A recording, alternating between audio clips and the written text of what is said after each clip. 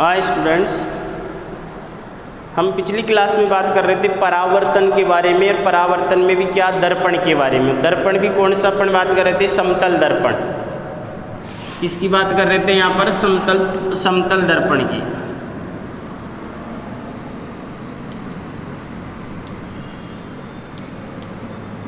समतल दर्पण में अपन ने बात कर ली थी प्रतिबिंब जो बनता है उसकी क्या क्या विशेषताएं होती है, अर्थात बिंब और प्रतिबिंब दोनों की क्या, अर्थात बिंब जो है वो दर्पण से जितने आगे होगा उतना ही प्रतिबिंब कहाँ बनेगा? पीछे की तरफ बनेगा।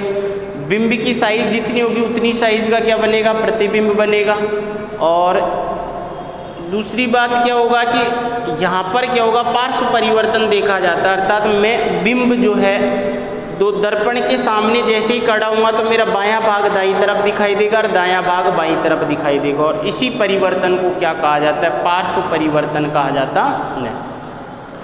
अब देखो यहाँ पर प्रतिबिंब की बात करते हैं। यहाँ पर तो अपन इसको दर्पण के द्वारा जो प्रतिबिंब बनता है उस प्रतिबिंब को बनाते हैं पहले तो, कि दर्पण के द्वारा जो समतल दर्पण के द्वारा जो प्रतिबिंब बनता है, तो सपोज करो यहाँ पर ये जो है ये एक दर्पण है, समतल दर्पण। क्या है? एक समतल दर्पण है, तो इसको अपन नाम दे सकते हैं एम और एम डैश नाम दे दिया, तो एक समतल दर्पण एम और एम डैश रखा हुआ है। और इस दर्पण के लंबवत जो है एक वस्तु को मैंने क्या कर दिया? रख दिया यहाँ पर। तो एक वस्तु जो है P जो है यहाँ पर क्या रखी हुई है। अब क्या होगा? इस वस्तु से प्रकाश की किरणें आएगी टकराकर, तो सपोज करो प्रतिबिंब कैसे बनेगा वो बात कर रहे हैं अपन। यहाँ पर जो प्रकाश की किरण आई, तो सपोज करो एक प्रकाश की किरण जो है ये आपतित हुई, तो आपतित होगी तो यहाँ पर मेरा क्या डाला हुआ है? लंब। ये लंब डाल दिया, मान लो n जो है यहाँ पर लंब डाल दिया। ये बिंदु जो है ये क्या है? O बिंदु है। ये इसे परावर्तित होगी और परावर्तित होकर ये वापस क्या करेगी? उसी माध्यम में लौट जाती है। तो ये तो आपतित किरण होगी, ये परावर्तित किरण होगी। ये आपतन कोण होगा और ये परावर्तन कोण होगा। क्लियर? उसके बाद में दूसरी प्रकाश की किरण की बात करते हैं। तो दूसरी प्रकाश की किरण मान लो यहाँ पर आपतित होती है, और यहाँ पर क्या डाला हुआ है?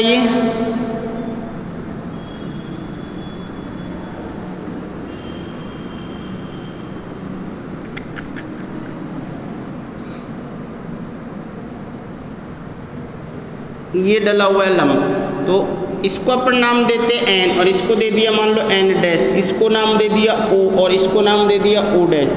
यहाँ पर ये जो है ये लंब हो गया, और ये प्रकाश की किरण मान लो इससे परावर्तित होकर ये जाएगी इधर। अब क्या होगा?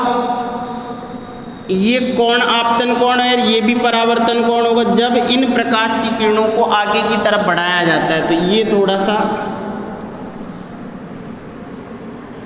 तो जब इनको पीछे की आगे, तो ये क्या होगी? मिलेगी नहीं, और मिलेगी नहीं तो एक प्रतिबिंब आगे तो बनने का सवाल ही नहीं। और तो यहाँ पर प्रतिबिंब कैसा बनेगा? आभासी प्रतिबिंब बनेगा। तो ये प्रकाश की किरण कहाँ जाएगी?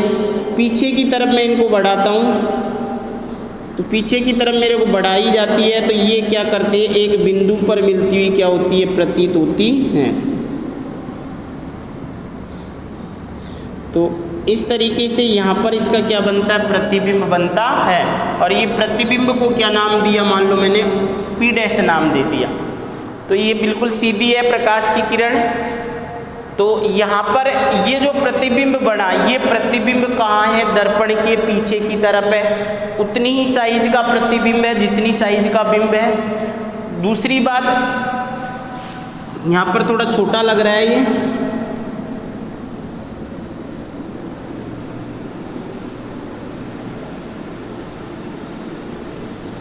तो उतनी साइज का क्या बिंब है। ये मान लो अपन इसको नाम दे देते हैं कि ये प्रकाश की किरण है, Q दिशा में गई, ये गई Q डैश दिशा में। क्लियर? तो यहाँ जो प्रतिबिंब बन रहा है समतल दर्पण के द्वारा, ये कहाँ बन रहा है, दर्पण के पीछे की तरफ बन रहा है। उतनी ही दूरी पर बन रहा है जिधर पर वस्तु P रखी हुई है, उतनी ही साइज का बन रहा है जितनी साइज की P वस्तु है या P बिंब है। क्लियर। तो यहाँ पर एक सिद्ध करने वाली बात आती है कि सिद्ध कीजिए कि जो वस्तु P दर्पण के जितने आगे रखी हुई है, क्या प्रतिबिंब भी उतने ही पीछे बनता है? हाँ, उतने ही पीछे बनता है। तो इसको सिद्ध करते हैं अपन। तो इसकी थ्योरी तो अपन वैसे लिख सकते हैं कि अपने एक दर्पण लिया, क्या M और M डैश लिया, उसके आगे एक वस्तु कौन रख दी, P वस्तु को रखा, उस P वस्तु से निकलने वाली जो उसके बाद में P वस्तु से निकलने वाली प्रकाश की किरण जो है वो कहाँ पर वस्तु से दर्पण के ऊपर आपतित P बिंदु O बिंदु पर आपतित होती है, और O बिंदु से आप परावर्तित होकर कहाँ चला जाती है, Q दिशा में। दूसरी प्रकाश की किरण दर्पण पर O डैश बिंदु पर आपतित होती है और परावर्तित होकर Q डैश दिशा में क्या हो जाती है, लौट जाती है।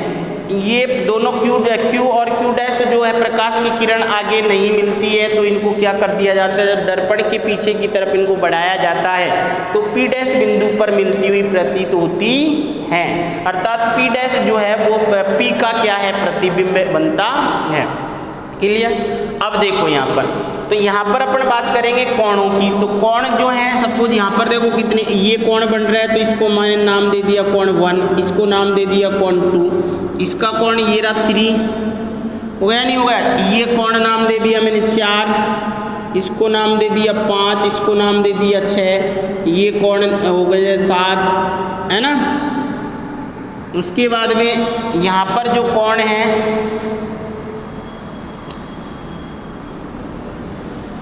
तो 1 2 3, ये कोण है, ये कोण है 4, और ये कोण है 5, ये हो गया 6, ये हो गया 7, और ये हो गया 8। उसके बाद में इसको अपन नाम दे दिया 9, है ना, इसको नाम दे दिया अपन ने 10। तो लगभग कितने कोण बन गए, 10 कोण यहाँ पर अपन को दिखा दिए अपन ने।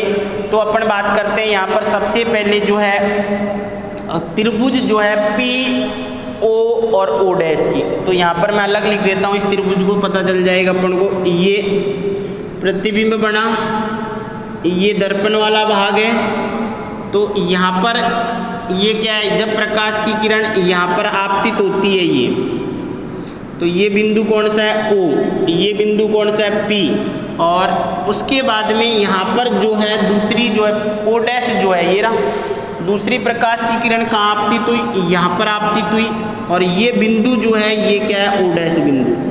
तो अपन ये दर्पण वाला भाग है, अपन किस त्रिभुज की बात कर रहे हैं, अपन इस त्रिभुज की बात कर रहे हैं। तो P O और O डैश, तो यहाँ पर त्रिभुज जो है वो कौन सा हो जाएगा, त्रिभुज P O O dash. Clear. एक त्रिभुज तो ये है। दूसरा त्रिभुज कौन सा होगा, P डैश O और O डैश। दूसरा त्रिभुज कहाँ आ जाएगा, यहाँ पर नीचे की तरफ। तो यहाँ बना दूँ मैं इसको। तो ये त्रिभुज जो है ये प्रतिबिंब बना, उसके बाद में प्रतिबिंब से एक प्रकाश की किरण ये आई, तो ये तो P डैश नाम हो गया। उसके बाद में ये क्या अंश हो गया O, और उसके बाद में एक प्रकाश की किरण कौन सी है यहाँ पर, ये हो गया नहीं हो गया। तो ये त्रिभुज है, तो ये O और ये O डैश।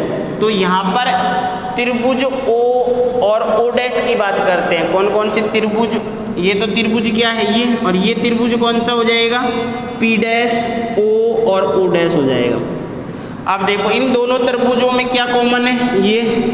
तो यहाँ पर भुजा जो है O और O डैश क्या है, उभयनिष्ठ है। तो त्रिभुज कौन कौन से, त्रिभुज P O O डैश व त्रिभुज कौन सा है, P डैश O और O डैश में भुजा, कौन सी भुजा होगी, O O डैश क्या होगी, उभय निष्ठ है। क्या है भुजा, उभयनिष्ठ है। क्लियर ये बात। दूसरी अब आता है परावर्तन का नियम। क्या बोलता है परावर्तन का नियम? परावर्तन का नियम ये बोलता है कि आपतन कोण और परावर्तन कोण जो है उनके मान क्या होते हैं, बराबर होते हैं। तो यहाँ पर आपतन कोण ये रहा 2 और इसमें आपतन कोण की बात करते हैं तो कोण 3 है। तो आपतन कोण कौन सा है? कोण 2 बराबर क्या होगा, कोण 3 होगा। दूसरे में बात करें यहाँ पर आपतन कोण क्या है, कोण 6 और कोण 7 जो है ये दोनों क्या होंगे, बराबर होंगे। क्लियर? तो यहाँ पर अगर मान लो अपन को ये कोण 2 दे रखा है, यहाँ पर तो कोण 2 दे रखा है, तो इस पूरे कोण का मान यहाँ से लेकर यहाँ तक जो है कितना हो गया, 180 होगा, नहीं होगा? अगर मान लो 180 में के मैं इसको घटा दूँ, किसको, 1 को घटा दूँ, तो मेरे पास क्या आ जाएगा यहाँ पर अपने पास, या अपन बोलेंगे यहाँ पर कि अतः, तो कोण जो है कोण 1, उसके बाद में कोण 4 ये रहा, ये भी बराबर होगा। तो कोण 1 कोण 4 दोनों किसी एक रेखा पे हैं, तो कोण 1 कोण 4 और कोण सा, तो ये जो है यहाँ पर, तो कोण 1 हो गया। ये कोण जो है ये तो कौन सा है, 1 कोण है या नहीं है? उसके बाद में ये कोण जो यहाँ पर ये क्या है, अभिलंब, और ये तो आपतन कोण हो गया। ये गई प्रकाश की किरण, यहाँ पर ये कोण जो बन रहा है ये कोण कौन सा है, 4। उसके बाद में यहाँ पर जो प्रकाश की किरण लौट रही है ये, तो ये कोण जो है ये 9 होगा, नहीं होगा? तो ये तीनों कोण आपस में क्या होंगे, बराबर होंगे। तो कोण 1 कोण 4 और कोण 9 जो है ये क्या होंगे, बराबर होंगे। क्लियर? तो यहाँ पर अपन लिख सकते हैं कि 180 डिग्री जो है, क्या है, 180 डिग्री में से कोण 1 को मैं क्या कर दूंगा, लेस कर दूंगा, तो मेरे पास ये आ जाएगा पूरा, ये कोण आ गया, नहीं आ गया? उसके बाद में यहाँ पर अगर मैं 180 में के किसको लेस कर दूँ, कोण 9 को लेस कर दूँ, ये रहा, तो ये आ गया, नहीं आ गया? ये कोण का मान किसका, कोण O का मान आ जाएगा, नहीं आ जाएगा अपने पास? और यहाँ पर अगर मैं कोण 180 में के 1 को लेस कर दूंगा तो कोण किसका आ जाएगा, इसका मान आ जाएगा, नहीं आ जाएगा? ये जो कोण बन रहा है अपने पास। क्लियर? तो अपन तो बात कर रहे हैं इसी त्रिभुज की तो बात कर रहे हैं अपन, ये त्रिभुज जो है तो ये कोण भी चाहिए अपन को और ये कोण भी चाहिए। तो यहाँ पर अपन को जो है कोण O, तो क्या हो जाएगा, P O और O डैश हो गया, नहीं हो गया ये कोण? तो ये जो कोण आया ये क्या हो जाएगा, कोण P O O डैश बराबर किसके हो जाएगा, तो कोण हो जाएगा P डैश, ये रहा P डैश O और O डैश, ये दोनों कोण क्या हो गए, बराबर हो गए, नहीं हो गए? अतः त्रिभुज कौन कौन से में, त्रिभुज कौन कौन से, P, त्रिभुज P डैश O और O डैश व त्रिभुज कौन कौन से होंगे, त्रिभुज कौन कौन से, ये रहा P O O dash, sorry P O O dash, और त्रिभुज P डैश, P डैश व O और O डैश क्या होंगे, समरूप होंगे। क्या होंगे, समरूप होंगे। क्लियर? तो ये त्रिभुज आपस में क्या है, दोनों समरूप होंगे, और इसीलिए जब समरूप होंगे तो त्रिभुज जो है तो इनमें क्या होंगे, अतः तो समरूप त्रिभुज में क्या होंगे, जो भुजा जो है PO बराबर किसकी होगी, P डैश O डैश की होगी, नहीं होगी? अर्थात भुजा कौन सी है अपनी, PO, ये रही PO, ये भुजा जो है वो किसके समान होगी, इसके समान होगी, नहीं होगी? उसके बाद में एवं दूसरी एक भुजा की ओर अपन बात करेंगे तो यहाँ पर आ जाएगा PO डैश बराबर क्या हो जाएगा, P डैश O डैश। तो PO डैश ये भुजा जो है ये किसके बराबर होगी, इसके, तो P डैश O डैश, ये त्रिभुज क्लियर हो गया। इसी तरह भुजा या अपन बोल सकते हैं त्रिभुज जो है वो किसमें, P डैश, दूसरा त्रिभुज कौन सा आएगा, P डैश O और M, या एक त्रिभुज अपन मान सकते हैं पी या पी डैश ओ डैश और एम। एक त्रिभुज तो ये हो गया, और एक त्रिभुज कौन सा हो जाएगा, ये हो जाएगा, नहीं हो जाएगा, पी ओ डैश और एम। ये दोनों त्रिभुजों को भी क्या करेंगे, यहाँ पर इस तरीके से अपन क्या कर लेंगे, पता लगाएंगे। तो ये दोनों त्रिभुज क्या हैं, सर्वांग सम त्रिभुज होंगे, और सर्वांग सम त्रिभुज जब होंगे तो यहाँ पर जो भुजा आएगी पी एम, भुजा कौन सी, पी एम जो है, ये दोनों क्या होंगे, बराबर होंगे। और इससे बराबर से अपन को क्या अनुमान लगाया यहाँ पर कि ये जो है ये एक दूसरे के क्या होंगे, अर्थात जितना बड़ा साइज का ये है, ये अर्थात दर्पण से जितनी दूरी पर पी बिंदु है उतनी दूरी पर क्या है, पी डैश बिंदु है। तो यहाँ पर अपन को एक तो ये हो गया, एक त्रिभुज से अपन को तो ये पता लग गया। इससे तो अपन को क्या लग रहा है पता कि ये दोनों, ये भुजा और ये भुजा और ये भुजा दोनों क्या है, बराबर हैं। और दूसरी अगर बात करेंगे यहाँ पर जो त्रिभुज जो है, तो दूसरा कौन सा त्रिभुज होगा यहाँ पर, ये देखो त्रिभुज कौन कौन से होंगे, त्रिभुज जो होगा एक तो ये होगा पी ओ डैश और एम, त्रिभुज पी ओ डैश और एम, तथा त्रिभुज कौन से, दूसरा पी डैश ओ डैश और एम जो हैं, ये दोनों त्रिभुज क्या होंगे यहाँ पर में देखते हैं अपन को। तो इस त्रिभुज में अपन को देखते हैं तो यहाँ पर कोण जो है वो कौन सा कोण होगा, कोण यहाँ पर अगर बात करते हैं तो पी, इस कोण की बात करते हैं। पहली बात तो कौन से कोण नंबर 5 की अगर बात करते हैं तो पी ओ डैश और एम बराबर किसके होगा, कोण के। तो यहाँ पर जो आएगा ये आएगा कोण पी डैश ओ डैश और एम, अर्थात ये कोण जो है पी ओ डैश एम और पी डैश ओ डैश और एम, ये कोण, ये दोनों कोण क्या होंगे, बराबर होंगे। कोण बराबर होंगे तो यहाँ पर भुजा जो है ओ पी ओ डैश बराबर किसकी हो जाएगी, पी डैश ओ डैश की होगी। अतः यहाँ पर जो भुजा जो है कौन सी भुजा उभयनिष्ठ है, एम ओ डैश भुजा क्या होगी, एम ओ डैश भुजा उभयनिष्ठ होगी। ये रही ना, एम ओ डैश भुजा क्या होगी, उभयनिष्ठ, उभयनिष्ठ होगी। क्लियर। तो यहाँ पर भुजा कैसी है, ये उभयनिष्ठ होगी, और उभयनिष्ठ होगी तो अतः क्या होगा, कौन से त्रिभुज की बात करेंगे, त्रिभुज पी डैश ओ डैश और एम व त्रिभुज कौन सा हो जाएगा, त्रिभुज P dash O M dash.